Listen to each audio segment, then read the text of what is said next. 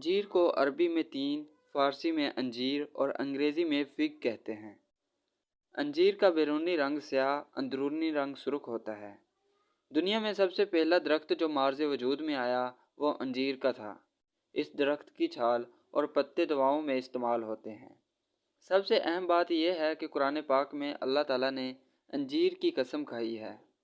رسول اللہ صلی اللہ علیہ وآلہ وسلم کا فرمان اقدس ہے، انجیر کھانے سے آدمی آنتوں کے درد سے محفوظ رہتا ہے۔ بقول حکیم، جالینوس، اخروٹ، بادام اور انجیر ایک ساتھ کھانے سے انسان خطرناک زہروں سے محفوظ ہو جاتا ہے۔ انجیر کے فوائد۔ انجیر سے جسم میں چستی اور تازگی پیدا ہوتی ہے۔ انجیر پیاس کی شدت کو کم کرتا ہے۔ انجیر گردوں کو صاف کرتا ہے۔ انجیر دماغی کمزوری کو دور کرتا ہے۔ انجیر خون بڑھاتا ہے۔ انجیر معدہ اور جگر کے لیے بھی مفید ہے۔ بیماری کے بعد انجیر کھانے سے بیماری کی کمزوری دور ہوتی ہے۔ انجیر دل کے لیے فائدہ مند ہے۔ انجیر کو نہار منہ کھانے سے پیٹ کی بیماریاں دور ہوتی ہیں۔